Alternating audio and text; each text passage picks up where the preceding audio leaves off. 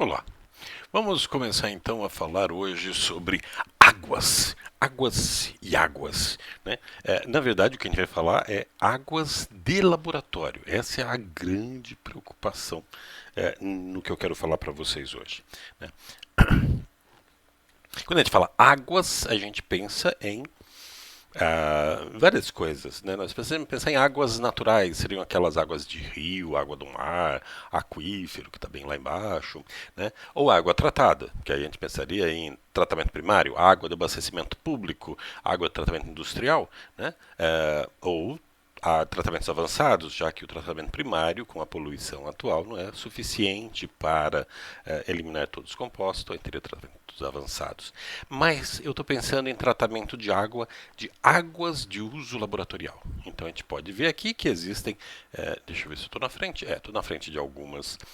Então a gente tem vários tipos de água. O meu objetivo aqui é falar um pouquinho o que são esses tipos, quais são os tratamentos possíveis e as consequências desse tratamento, para que você tenha mais consciência na hora de escolher qual a água adequada para aquela aplicação no laboratório que você precisa, né? Então, já falar um pouquinho sobre a linguagem. Dá licença um pouquinho, tomar um golinho de água para começar.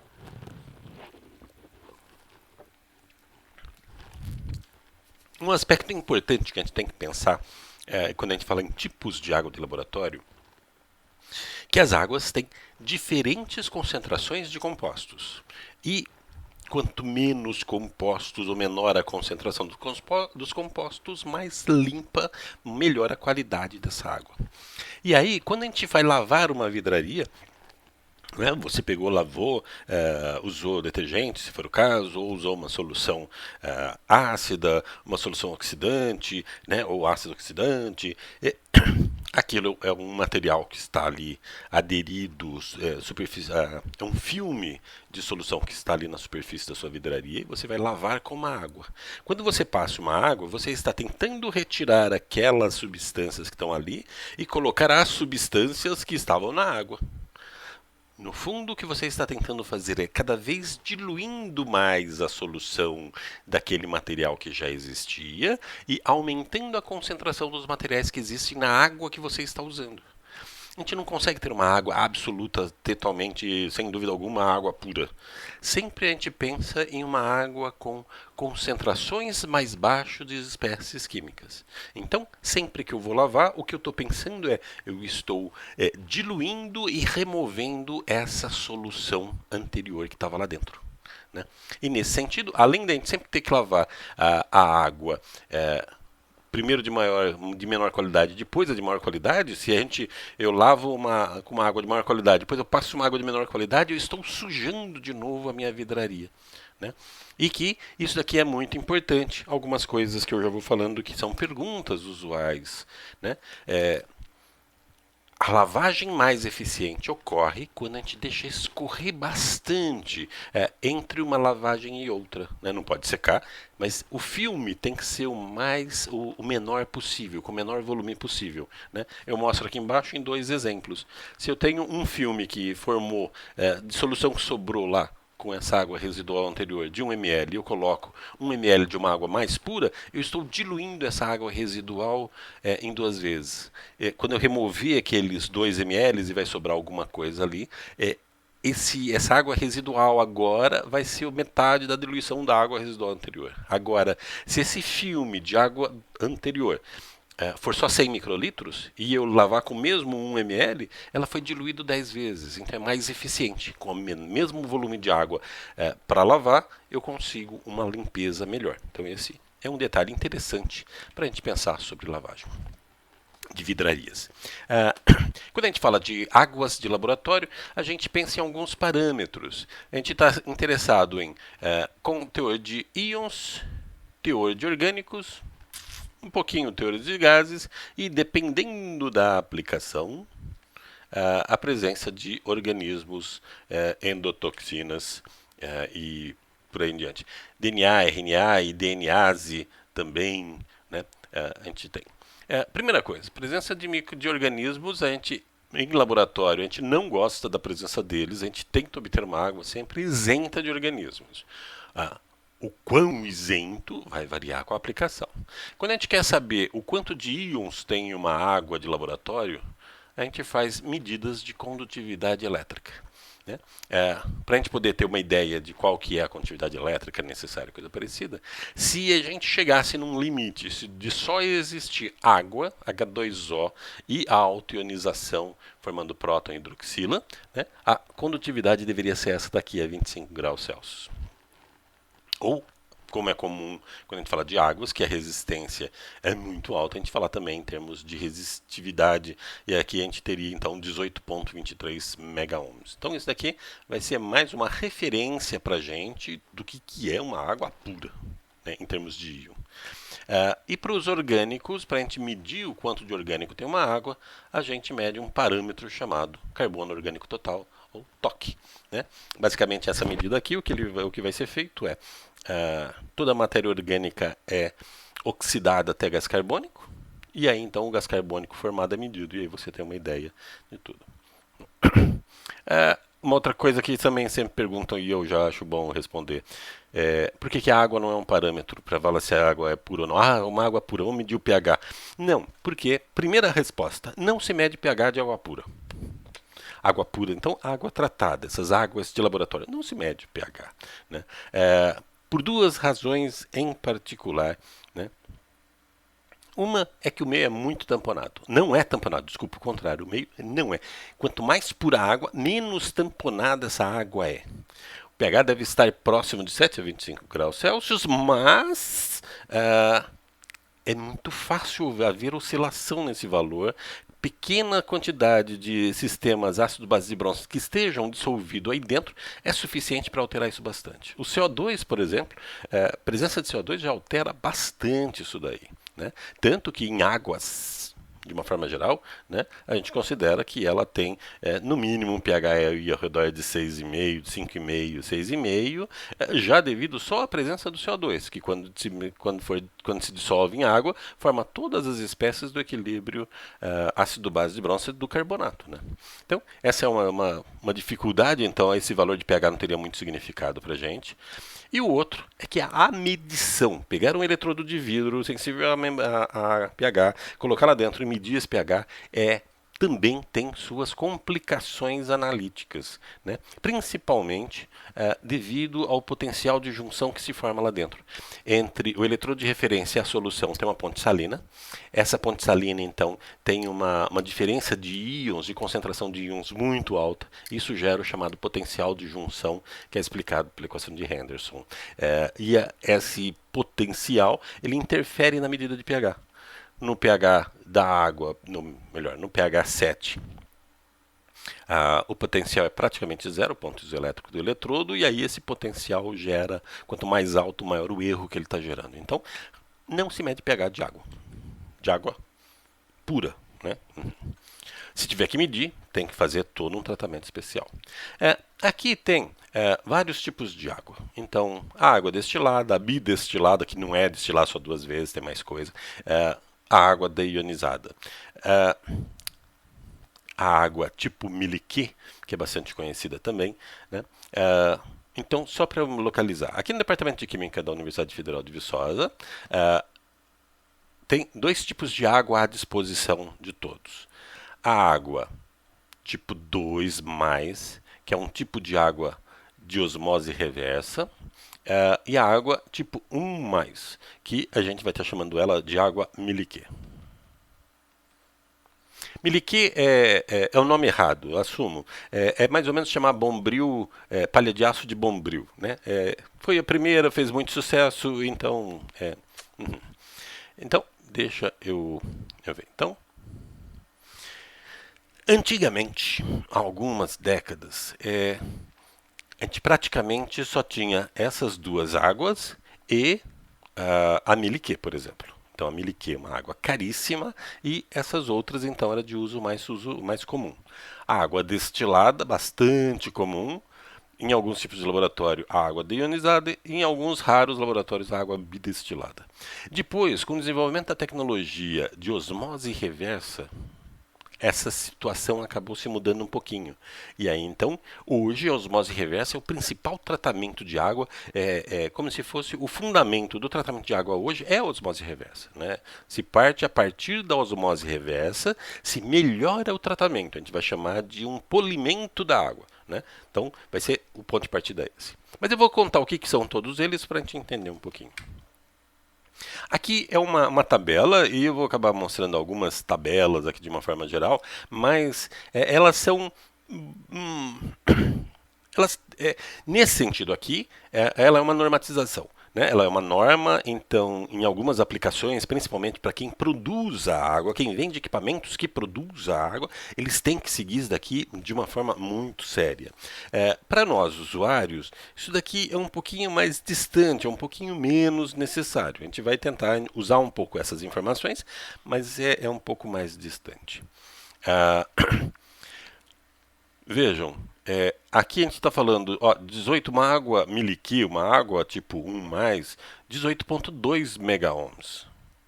Bastante pura, lembra aquela condutividade? Estamos muito próximo do que seria o ideal, mas ainda tem íons aqui dentro. Né? A tipo 1, que é um pouquinho, não é tão a água não sofreu tanto polimento assim e tudo mais. Essas tipo 1, 2, 3 é uma coisa que de uso um pouco também é, menos comum ou cada vez mais difícil por causa das tecnologias que vão surgindo. Veja, da tipo 1, antigamente toda a água era tipo 1, mas aí agora tem algumas que têm um tipo de tratamento, um tipo de polimento muito superior a do tipo 1, então tem que distinguir a 1 da 1 mais assim por diante. Né? Então, o que a gente vai estar falando? A tipo 2 para a gente é osmose reversa. A tipo 1, 1 mais para a gente, vão ser aquelas águas tipo miliquê. Vamos por assim, só para facilitar a nossa forma de conversar. Resistência elétrica, teor de carbono orgânico, quantidade de bactéria em CFU, unidades formadoras de colônia. Né? Cada bactéria pode, no meio de cultura, formar uma colônia e se desenvolver totalmente, e aí tem esse número. Então vejam, sempre pode ter. Dependendo da aplicação, pode ter mais, dependendo da aplicação, pode ter menos. Também no caso dessas enzimas aqui, para algumas aplicações em biologia molecular, elas são mais importantes, genômica, essas coisas. Né? De uma forma geral, esses filtros aqui são filtros na saída do equipamento e funciona assim. Ponto 45 micra filtra bactérias. Esse tamanho é suficiente para impedir fisicamente que a bactéria atravesse o filtro. E quando é menor que 0,22, é suficiente para evitar que vírus passem por ela. Então, são dois valores. Aqui eu também já escrevi, então, veja. Água destilada, vou chamar já de antiga água destilada. Aplicação em geral, em laboratórios de ensino principalmente, laboratórios onde a concentração das espécies que vão ser usadas é muito alta, então que essas pequenas concentrações de espécies químicas que tem na água vão ser pouco importantes para o que está acontecendo. A tipo 2, que a gente já está chamando de osmose reversa, para uso em laboratório de uma forma geral, produtos farmacêuticos já usam ela, alguns o mais comum é você usar uma água um pouco mais limpa para ter sistemas mais limpos ainda. O polimento fica mais fácil se eu já ponho uma água mais pura para ser purificada. Né? Então, a água tipo miliquê, ela vai ser usada mais com essa ideia aqui. Analisar a concentração de espécies químicas em níveis muito baixos. Em concentrações muito baixas, em técnicas de biologia molecular, onde também as concentrações têm que ser muito baixas. Então, essa água tipo miliquê, a água tipo 1+, ela vai ser vista para a gente como uma água muito de grande qualidade, cara, de grande qualidade para essas análises. A água tipo 2 de osmose reversa é uma água muito pura, principalmente a 2+, que a gente tem aqui no Departamento de Química na UFV, e grande parte das aplicações funcionam muito bem. Né? O que eu vou tentar falar agora? Vou tentar ser mais rápido, os tipos de purificação que tem. Né? Como que a gente vai fazendo, então, esse polimento da água. E vão surgindo cada vez mais diferentes tipos de aparelho e coisa assim, e eles têm uma ou outra maneira de melhorar a qualidade da água. Cabe a você saber escolher qual é o tipo de água que é suficiente para a aplicação que você quer. Usualmente, como por exemplo aqui no departamento de Química da UFV, tem 2 tipos de água à disposição. Então você tem que ver o seu trabalho, qual que eu preciso usar. Eu tenho que usar a água Meliquet ou eu posso usar a água de osmose reversa, a água tipo 2, a tipo 2 mais, né? E por que que eu falo isso? Às vezes por causa de custo. Uma água tipo Meliquet é cara. Então, se eu tentar usar ela para tudo, há um custo bastante grande, né? E quando eu falo cara, por exemplo, o departamento de química precisa gastar parte da sua verba, e uma parte grande da sua verba, para poder comprar os materiais que têm que ser trocados, os refis que têm que ser trocados num equipamento de água Meliquet, né? Então, quanto menos é usado água Meliquet, menos tem que fazer essas trocas. Então, daí avança um pouquinho.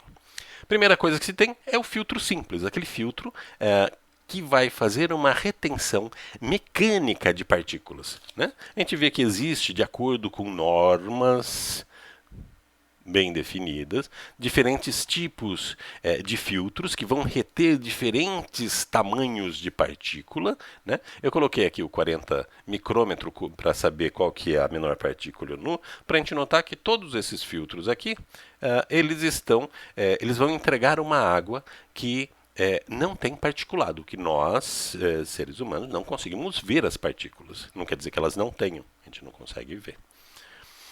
O carvão ativo, atualmente bastante usado, né? O que é um carvão ativo? É um carvão onde a cinza foi removida. Bastante solúvel, então se faz uma lavagem especial no carvão para poder fazer isso. Aqui é uma micrografia do carvão, né? Então dá para a gente ver as várias placas. O que a gente teria seriam estruturas dessa natureza aqui, aromáticos condensados, né? Bastante, que estão formando placas e que elas podem estar em diferentes disposições aí dentro, formando esse formato. Isso acaba levando uma grande área superficial e ele trabalha principalmente por adsorção. Quando a substância química fica ligada à superfície do material, ou por ligações covalentes bem definidas, ou por interações intermoleculares adequadas, né? Veja que a gente tem uma nuvem pi enorme aqui dentro, a gente tem vários grupos funcionais que permitem isso, né? Muito carvão ativo atualmente também é vendido com depósitos de prata coloidal, o que é um nome antigo para falar nanopartículas de prata. Isso porque as nanopartículas de prata têm efeito germicida também, né? Vários fungos e outros micro-organismos são inibidos pela presença da prata coloidal. E uma outra característica é que o chamado cloro livre, né, o ácido hipocloroso, que a gente fala assim, a água está clorada, eles são totalmente removidos pelo cloro, porque eles atacam, o ácido hipocloroso ataca essas estruturas. O antigo, veja, está até escrito aqui, ó, antigo, água destilada, e a gente espera que tão rápido, cada vez seja mais antigo mesmo, eram destiladores mesmo, com um formatinho um pouco diferente do que a gente vê em laboratório, né, no laboratório de química geral, mas isso daqui era muito comum. Praticamente todo laboratório tinha um rapazinho desses. Ou outros modelos, mas esse modelo tipo Pilsen era bastante comum. O que a gente tem aqui nessa parte de cima, que chama de caldeira, entra a água que vai ficar evaporada, que vai ser evaporada. Então aqui fica fervendo por causa dessa resistência elétrica aqui. Então essa água fica fervendo, o vapor entra por debaixo dessa plaquinha aqui, e aqui dentro a gente tem um condensador, né, com passagem de água fria para poder condensar, e aí a gente tem o condensado aqui, que é a água destilada. Problemas que a gente tem, do ponto de vista ambiental, um consumo de água tratada muito grande, nós estamos falando de alguma coisa da ordem de 10 litros de água jogado fora para cada litro de água produzida, e uma resistência, uma potência gasta de 350 watts. Isso é muita coisa. Isso é muito chuveiro, não tem tanta potência assim. E nós estamos falando, muitas vezes, de passar 8 horas por dia, um dia, né, de laboratório, produzindo água, destilando. Então é um consumo de energia elétrica muito, muito grande. Ah, ah, E, do ponto de vista químico, tem um problema que os voláteis, substâncias voláteis e gases dissolvidos vão, junto com esse vapor, vão passar pelo condensador e vão ser dissolvidos de novo nessa solução, nessa água destilada e vão ficar lá. E também, por causa da ebulição tumultuosa aqui, partículas vão acabar entrando no condensador, mecanicamente. E aí vão se diluir lá dentro e vão levar à presença de íons também. Né? Além disso, aqui é um equipamento novinho. Com o tempo isso aqui começa a formar incrustações aqui e diminui a eficiência. O calor continua consumindo 3.500 watts, mas não passa toda essa energia para a água. Então você tem que passar mais tempo aquecendo para poder chegar na mesma produção. Né? Isso principalmente o sulfato de cálcio. Né? Lembrando que o sulfato de cálcio tem aquele comportamento invertido em relação a muitos sais, que aumenta a temperatura, diminui a solubilidade. Então, ele para causar incrustação é um negócio de louco. Né? Aqui é um outro modelo dos vários modelos. Aqui foi um para tentar melhorar um pouquinho a qualidade, mas também está em desuso, espero. Aqui a gente tem a caldeira aqui embaixo, um aquecedor também aqui embaixo e o condensador está mais no alto para evitar aquela entrada de íons. Mas a contaminação por voláteis continua a mesma, o consumo de água continua o mesmo, assim por diante. A água bidestilada continua com esse nome, continua sendo usado. Aqui a gente até peguei aqui falando que é vendido, coisa assim. Mudou o que é água bidestilada. Antigamente, a água bidestilada. Deixa eu falar diferente. A água bidestilada é uma água com baixo teor de orgânico. Essa é a preocupação. Porque normalmente é água usada para injeção, para preparar produtos farmacêuticos. Então, antigamente, para ter essa água com poucos orgânicos, se pegava uma água destilada, fervia ela com permanganato, que é um oxidante forte, e aí com isso destruía, mineralizava, oxidava a matéria orgânica, a CO2, e aí então você tinha menos orgânico. Aí você destilava de novo, e aí então essa nova água tinha menos orgânicos, menos voláteis e assim por diante. Né? Hoje, essa água, na verdade, é uma água de osmose reversa. Faz todas as vezes da água bidestilada. Né? E aí, vamos falar da osmose reversa. Limpar aqui um pouquinho.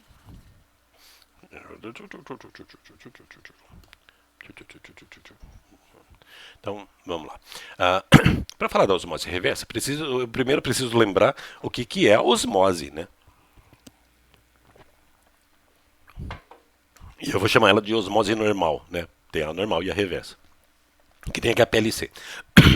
O que vai ser? Eu tenho uma membrana que é semipermeável. Vamos pensar assim, uma membrana onde só a água consegue passar de um lado para o outro.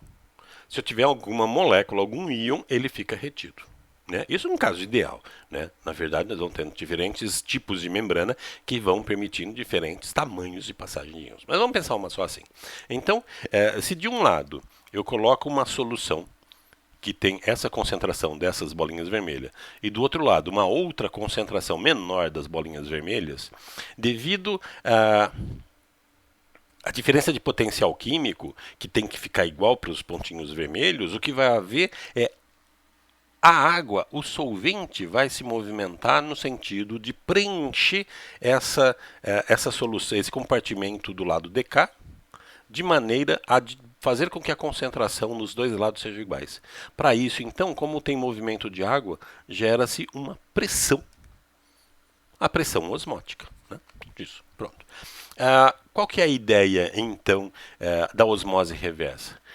Como a água vai no sentido da mais diluída, no sentido para mais concentrada, se eu aplicar uma pressão autossuficiente aqui, eu vou forçar agora com que essa água do lado de cá passe para o outro lado e vá fazendo com que aumente a concentração de espécies químicas e do outro lado eu tenho uma água mais pura. Né? Essa é a ideia geral. Então, a água do lado de cá vai sempre sendo a mais pura. Então, o que a gente tem hoje, a tecnologia hoje, faz assim... esses tubos aqui fica parecendo que é um rolo de tecido, só que é um rolo desse tamanho assim, um diâmetro desse, vai ter de vários tamanhos, mas o que a gente usa em laboratório tem mais ou menos esse diâmetro, desse tamanhinho. Então eles ficam enrolados lá dentro e o que, que tem é a membrana aqui, e aqui é um espaçador, só para não encostar uma na outra e a gente não conseguir fazer nada. Então, poder passar solução. Então, o que faz é, aqui eu fico com a água suja, ela é pressionada e a água entra nessa região mais central aqui. Então, aqui é aquele monte de água, então eles vai entrando devagarzinho aqui e vai sendo coletada pela parte central. Aqui na parte de fora eu tenho uma água com uma concentração maior de íons. Essa água aqui é descartada. Aqui se trabalha normalmente com uma vazão de 1 para 1. 1 litro de água de osmose reversa gera 1 litro de água mais concentrada. Bem melhor do que aquela destilação. Osmose reversa não usa aquecimento nem nada. Né? Tem uma bomba normal, bomba de bombear água convencionalmente, nada diferente assim, que força a água a passar por aí. Isso é tudo que tem. Né? Os equipamentos normalmente têm uma carinha que nem essa. Isso daqui é um sistema, se pode ter até sistemas residenciais de osmose reversa. A vantagem da osmose reversa é que, dependendo da qualidade dessa membrana, você vai tendo uma purificação melhor, tanto de íons, quanto de orgânicos, quanto de micro-organismos. Né? E aí depois a gente tem, então, os trocadores iônicos. Então seria como se... Antigamente a gente trabalhava com trocadores iônicos direto. Né? Eu já pegava água e passava uma água destilada, passava num deionizador, ou pegava água da torneira e passava direto por sistemas de deionizadores, coisas assim. Hoje, o mais fácil é você pegar água de osmose reversa e passar pelo deionizador para fazer aquele polimento, para melhorar a qualidade. Rapidamente, o que é a deionização? Né? Eu tenho um trocador iônico, catiônico, porque tem cátions, aniônicos, porque tem ânions. Então, é uma estrutura sólida, covalente. Atualmente, a mais comum é orgânica. Né? Antigamente se usava a zeólita, mas é muito mais caro do que hoje a orgânica. E a gente tem ligado na estrutura orgânica, covalentemente, não vai soltar, grupos orgânicos iônicos, como por exemplo um grupo sulfônico. Como o sólido não pode ter carga, sempre vai ter um contraíon, um íon de carga oposta. Então, aqui na nossa resina catiônica, a gente tem aqui cátions ligado a ele. Aqui são só ligações iônicas. E mesmo em contato da solução, elas ficam paradinhas aqui. Quando eu tenho um outro íon, um outro cátion nesse caso aqui, na solução, ele substitui um íon que já estava na solução e esse íon que está na solução sai. Então, troca um íon pelo outro.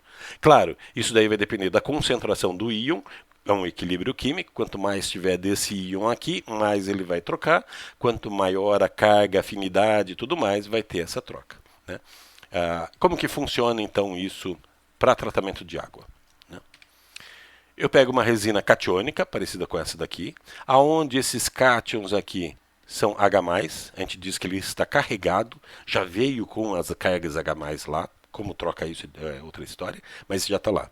E eu pego uma resina aniônica. A resina aniônica também tem estrutura sólida e tem, por exemplo, um quaternário de amônio no lugar do grupo sulfônico. Então tem que ter uma carga negativa para estar isolando. Dentro dessa coluna aqui, para o tratamento de água, tem hidroxila ligado. Então, desse jeito eu passo uma água.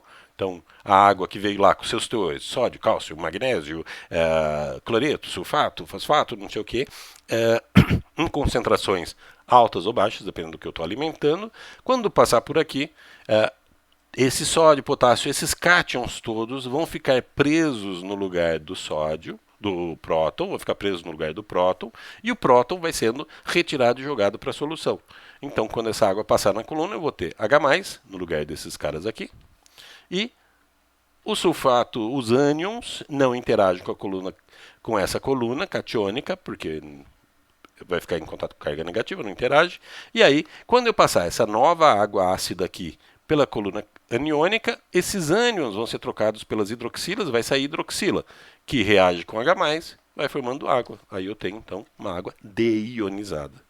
Quanto melhor, mais eficiente o processo, melhor as qualidades, mais eficiente vai ser maior a qualidade dessa água deionizada. Isso daqui é só uma foto dos antigos deionizadores que a gente usava em laboratório, né? Quando a gente fazia deonização direta. A eletrodeionização, eu só coloquei essa imagem, mas não consegui. Ela se baseia num princípio eletroforético. Então, basicamente, de uma forma muito simplista, estaria assim. Quando eu aplico um campo elétrico muito intenso, a tendência minha é dos íons se separarem, cátions indo em direção ao anodo, ânions indo em direção ao... Falei invertido. Ânions vindo em direção ao anodo, cátions em direção ao catodo, claro. Né? E nesse anodo vai havendo, por exemplo, hidrólise da água. Então aqui vai se formando, vai se reduzindo a água, aqui vai se oxidando a água. E aí, conforme esses íons se movimentam, então eu passo o líquido, eles vão forçando a se movimentar aqui. Vai havendo uma região onde não tem íons. Não é uma coisa muito fácil de entender, mas eles se movimentam, nessa região não tem íons, e aí o balanço ele é de eletroneutralidade, vão se estabelecendo nessas regiões, e aqui no meio tem uma água mais pura. Né? Eu tenho uma água mais pura que vai se formando, e aí você tira essa água com menos íons do que aquelas lá atrás. A eletrodeionização ela é um processo que não precisa de troca. Aqui na coluna troquiônica, chega uma hora que acaba, eu retiro todo o próton que eu podia retirar, pronto. Esgotou a minha coluna, eu tenho que trocar ela, fazer um tratamento de regeneração. Aqui não tem regeneração, ela pode ficar trabalhando sempre. O único detalhe é que a eficiência é um pouquinho mais complicado, então ele precisa de uma água já mais pura para retirar um pouco mais dos íons. A fotooxidação, não, isso é uma coisa, né? Então, um outro tratamento, um outro polimento que a gente faz, que pode ser feito na água, é a fotooxidação. Ao invés de colocar o permanganato e ferver tudo mais, se coloca fótons com energias altas em contato com essa água para que ocorra a degradação, a quebra das ligações orgânicas, né? E aí então a gente forma. Então eu coloquei aqui a energia aqui do vapor, o pico do vapor pico de emissão do mercúrio, né? Não é o único, tem os seus outros, mas esse é o principal. Ou então, a gente pode falar também de lâmpadas que emitem principalmente o 185, que é bem mais energético.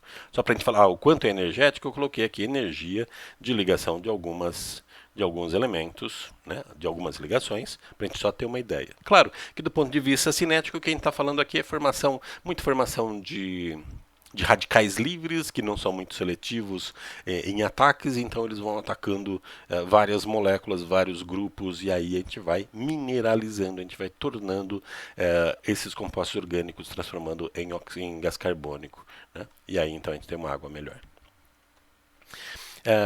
Antes de eu falar da água Miliquê mesmo, eu vou falar dessa água ultra pura, que tem um nível de qualidade muito alto. Né? É um negócio meio fora do esquadro. Né? O que ele vai ter? Ela é chamada de subboiling, né? Porque você não deixa a sua solução entrar em ebulição. Né? Ó, esse aparelhinho aqui, vão ter diferentes modelos, claro, mas basicamente eu tenho uma água pura aqui, uma água tipo Miliquê, por exemplo. O aquecimento está acima do nível da água, porque ele vai aquecer a superfície, de forma que não vai entrar em ebulição, não vai jorrar partículas para todo lado. É um processo lento. Esse vapor gerado vai se condensar nesse dedo frio e aí vai ser coletado. Basicamente é isso. Os cuidados ao redor disso aí é que tornam ele tão incríveis. Nesse ponto aqui, eu preciso falar de uma coisa. Quando a gente fala assim de vidro, onde a gente vai armazenar a nossa água? Né? A gente poderia falar, vamos pôr num vidro. Vidro é inerte, vamos colocar num plástico. Só que vidro, se a gente parar para olhar, vidro é uma solução em sílica. Né? Vários óxidos, sódio, potássio, boratos e mais um monte de coisa que se queira pôr no vidro, cromo e tudo mais, para dar as características adequadas para ele. Né? Então, essa solução, quando a gente coloca uma solução em contato com o vidro, gradualmente vão sendo liberados íons para a solução. O quanto vai liberar e tudo mais, depende de um monte de coisa, depende da acidez ou da alcalinidade, no caso, de espécies que estão ali, e de quanto você está falando de concentração, que seja uma contaminação. É uma quantidade bem pequena, né? No plástico, quase a mesma coisa, só que o plástico ele também vai ter vários materiais, além do polímero, a gente tem monômeros do próprio polímero, a gente tem plastificante e outros materiais para dar características no polímero. Então, muitos deles podem gradualmente difundirem para a solução, né? Se eu estou obtendo uma água muito pura, muito pura, aonde já o vidro já pode começar a causar problema para mim, o que se faz? Se trabalha com quartzo. Quartzo pode ser visto como uma solução quase pura de óxido de silício, né? Então a gente também usa ele para poder ter todo esse equipamento é produzido em quartzo e o recipiente, em alguns casos, é em quartzo também, dependendo do tempo de uso que se precisa, também pode ser guardado em quartzo. Um subboiling é usado para purificar água, mas também é muito comum se purificar ácidos e outras substâncias que vai se usar no meio do caminho, né? E aí aqui, só mostrando para quem trabalha com metais, o nível de concentração dos metais que uma água subboiling pode ter. Então ela tem que ser bem baixa, né? a, a resistividade, mas principalmente qual a quantidade dos metais que vai ser usado. Então as aplicações vão ser bem restritas mesmo, sabe? As salas, eu diria assim, salas limpas, né? Classe 100, coisa assim, que vai precisar. Agora falando das águas tipo Miliquê,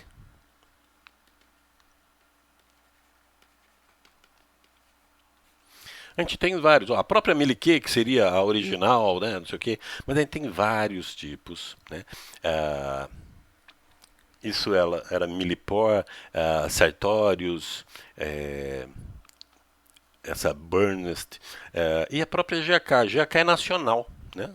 Tem há muito tempo trabalhado, eles usavam filtros Sartorius, não sei como que é hoje, mas eles usavam e estavam melhorando a qualidade dos materiais dele. Isso há 10, 15 anos atrás. Então hoje eles já devem estar com um nível de qualidade bem alto, né? Todos eles são praticamente a mesma coisa. Vão ter diferenças sutis entre eles, que fazem com que, quando se vai escolher um equipamento desse, dê uma dor de cabeça bem grande para falar qual a melhor relação custo-benefício, né? Mas, a priori, todos fazem a mesma coisa, né? Aqui eu coloquei só uma tabela de características, só para a gente ter uma ideia. E vocês vão ver que não foge muito de um para outro, né? O que é que está fazendo. Só para a gente ter uma ideia do que é que tem dentro de um equipamento, eu peguei de um miliquê, que é o que a gente tem no Departamento de Química aqui da Universidade de Viçosa, né? Então a gente tem o sistema de alimentação. De novo, a gente tenta alimentar com a melhor água possível. No nosso caso, a gente tem um filtro simples antes, né? Aí aqui a gente tem o sistema que para esse equipamento é chamado Prograde. Isso daí é trocado. É um cartucho de carvão ativo com prata coloidal, né? Para fazer esse pré-tratamento da água. Depois, então, já se entra no sistema de osmose reversa. Pode ter mais de um ou pode ter em paralelo, né? Para esse caso aqui, normalmente um é suficiente. Esse daqui que chama Helix é o que produz a água. Desculpa, falei bobagem. Deixa eu começar de novo. Tem o sistema Helix, que tem osmose reversa e produz água. Essa água Helix é que alimenta o sistema Miliquê, né? Seria muito complicado a gente ia pegar uma água da torneira e alimentar o sistema Meliquê, né? Então, aqui tem uma água de osmose reversa que está alimentando, passa de novo por um sistema de carvão de uma qualidade muito alta, com partículas de prata. Depois entra num outro sistema de filtração com membranas de osmose reversa, de qualidade muito alta. E aí, depois que se passa por isso, passa por um sistema de eletrodeionização para remover os íons, depois passa por um sistema de lâmpada UV para destruir o resto de matéria orgânica que tenha sobrado. E aí, então, entrega. Então, essa caixinha aqui, dentro dessa caixinha aqui, tem isso tudo aqui que eu falei. Então vejam, esses materiais e tudo mais, e aí são essas diferençazinhas de qualidade desses materiais que vão fazendo a gente falar, ah não, este equipamento é melhor que aquele outro, coisa assim. Não é fácil, mas seria nesses pontos que a gente poderia estar fazendo. Se tem eletrodeionização, se tem o cartucho. No caso da eletrodeionização, tem um lado bom em relação ao cartucho, eu não sei se eu comentei, que o cartucho tem que ser trocado, né? Nesse caso você não precisa trocar e tem uma eficiência para águas já com pureza elevada bastante interessante, né? Em termos de dificuldade de analisar águas tipo 1, volta aquilo que a gente falou. A gente não analisa água tipo 1, né? A priori. Né? A primeira resposta que a gente não faz isso. Se a gente tiver que fazer por alguma razão mais forte, pH, eu já comentei com você alguns problemas sobre isso. Em relação à condutividade elétrica, tem que ter um sensor adequado. Não o equipamento, o condutivímetro é até o mesmo, mas a célula que a gente vai fazer a medida de condutividade tem que ser uma célula especial. Cada célula tem a sua constante de célula, que permite que se determine condutividade dentro de uma determinada faixa, com precisão. Então, para a condutividade da água, ela tem que ser um sistema mais adequado, né? E uma dificuldade também que você vai ter quando você tiver que fazer qualquer outro tipo de análise, vai ser o branco. Né? Branco é aquela solução que você fala para o seu equipamento que é a ausência de analito. Né? Então, essa solução não tem nada do analito. Né? Se a gente normalmente usa água tipo 1 como branco, então você teria que ter uma água melhor para poder fazer isso. Então, gera um certo probleminha aí no meio do caminho. É só sobre os dois sistemas que ela funciona. Aqui, as características que a gente tem, então, ó, eu tenho uma água de entrada com uma condutividade de 2 milisiemens por centímetro. O Helix já baixa esse valor para valores menores que 2, na verdade a média fica ao redor de 0,1 milisiemens, microsiemens. Aqui tem um errinho, isso aqui deve estar... e aí, para o Meliquê, sai esse valor. Na verdade, aqui não. Aqui o que ele está falando é que pode entrar até esse valor e ele entrega essa medida. O que a gente faz aqui no laboratório é entrega esta água. Então fica mais fácil o polimento, né? De novo, esses são valores mais gerais e coisa assim. A grande pergunta, qual que é a água que eu tenho que usar? A resposta não é simples. Não é simples. Primeira resposta, depende, é caso a caso. Segunda resposta, se você é orientado, conversar com o seu orientador. Mas um dia você vai ter que tomar essa decisão. Se você é o orientador, se deve ter eu diria que dois raciocínios ou duas metas.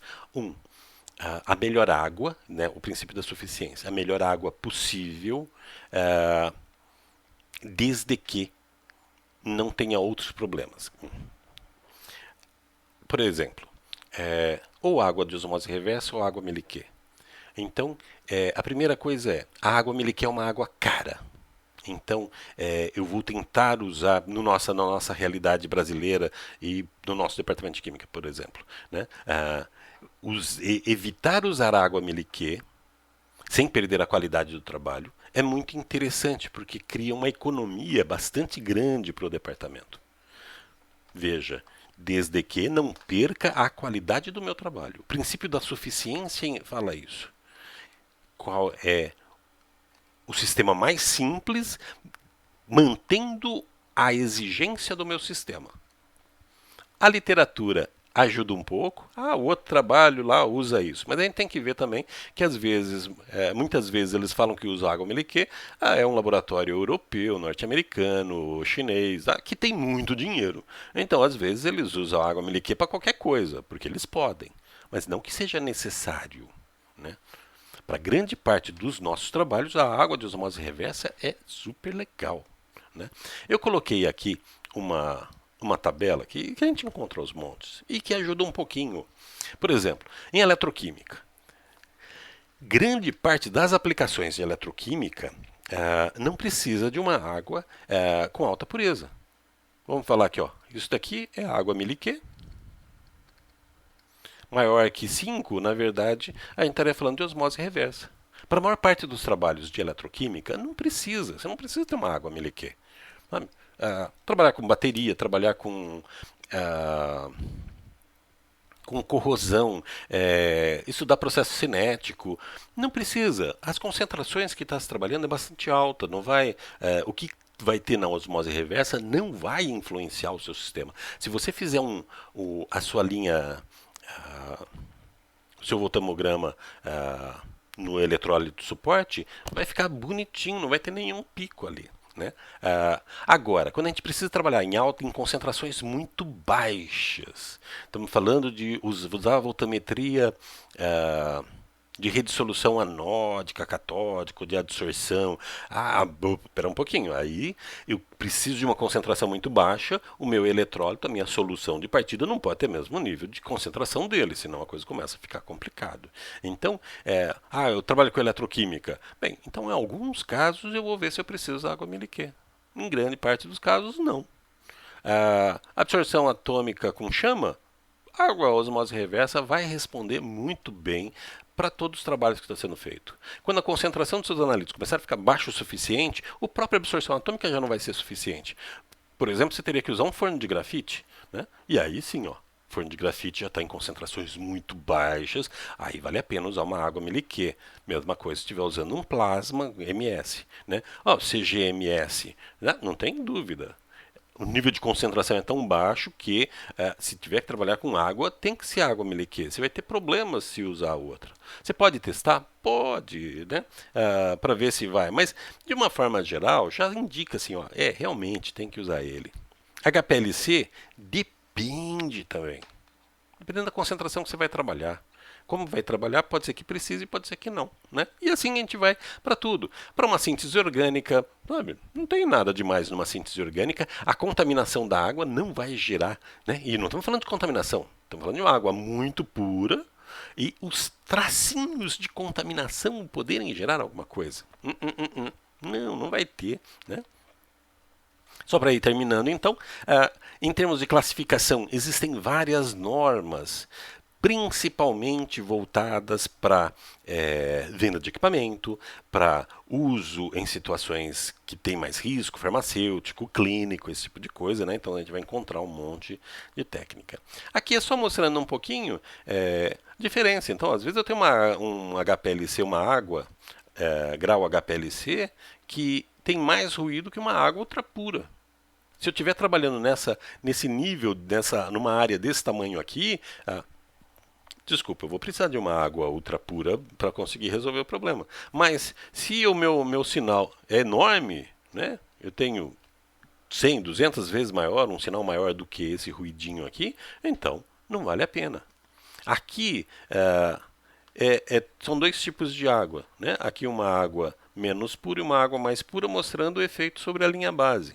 Claro, ó, se eu comparo o tamanho do pico com a linha base que eu tenho. E sempre é relativo. Veja, isso aqui é um valor muito baixo. Se eu tenho um pico muito mais alto, esse ruído deixa de ser importante.